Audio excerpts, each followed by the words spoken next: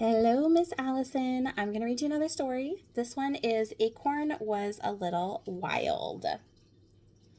So I got to use this for Christmas, and you'll see this afterwards so you can read along in your own book. So we're going to start with Acorn was a wild little thing, pointy on one end and capped on the other. He's so cute.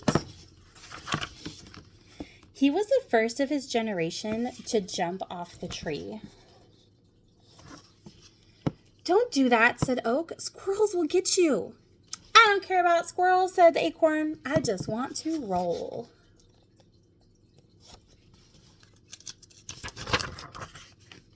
And roll he did.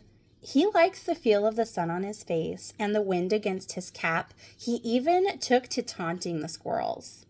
Na na na na na na. You think that's a good idea? Sure enough, just as Oak had warned, a squirrel got him and scooped Acorn in her paws and scrambled up a tree. Poor Acorn. What do you think's going to happen to him?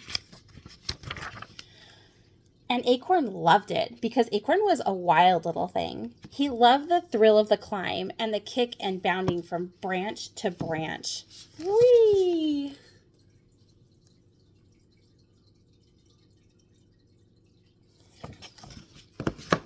I think I would be scared. Then the squirrel took a nibble of Acorn. Acorn did not love that. Whoa, whoa, whoa. Wait a minute there, buddy. Before the squirrel could nibble more, a dog came along. And the dog and the squirrel barked back and forth until the squirrel forgot all about Acorn and dropped him.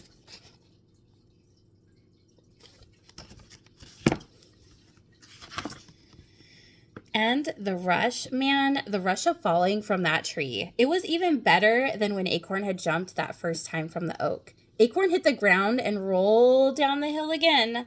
Look, no hands. Look at how far he bounced. Over a bunny, through a log, onto a poor frog. Where do you think he's going to end up? He sat in the grass for days and days, and the rain came and pounded on his shell like a good Swedish massage. And Acorn loved that because Acorn was wild that way. Ooh, a little bit to the right, please. Maybe I'm getting massaged by the raindrops. Eventually, another squirrel found Acorn. "Let's go, go, go," Acorn cheered. "I want to feel the wind against my cap." But the squirrel didn't carry him up a tree.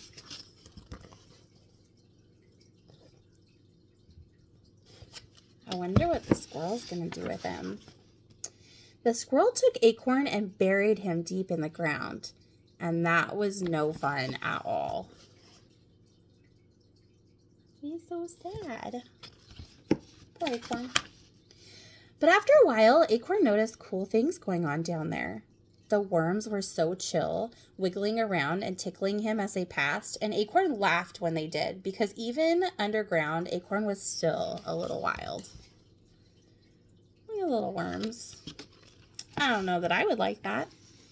Acorn had a lot of time to think in the dark. He felt as if he was changing. He didn't quite understand because he's been the same wild little acorn for so long, but changing was an adventure, so Acorn was all in.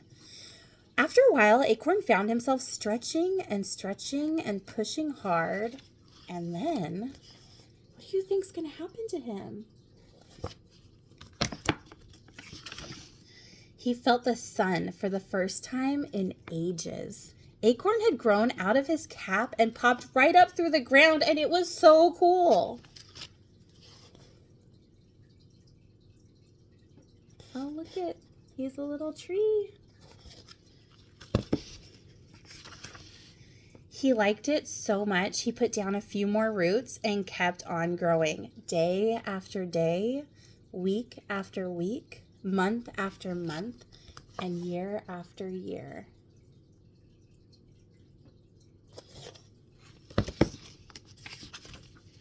Acorn hadn't lost his wild side. Sometimes he shook his leaves after a summer storm, and Rumble laughed when the squirrels got all wet. And if a fox peed on his trunk, he dropped a stick on its noggin. That'll teach him. He never told another acorn, don't do that. He always said, go for it.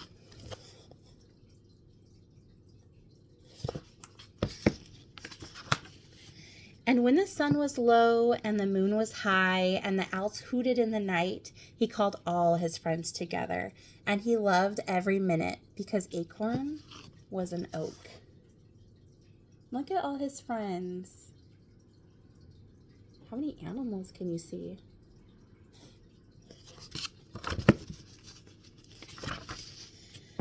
But still a little wild inside.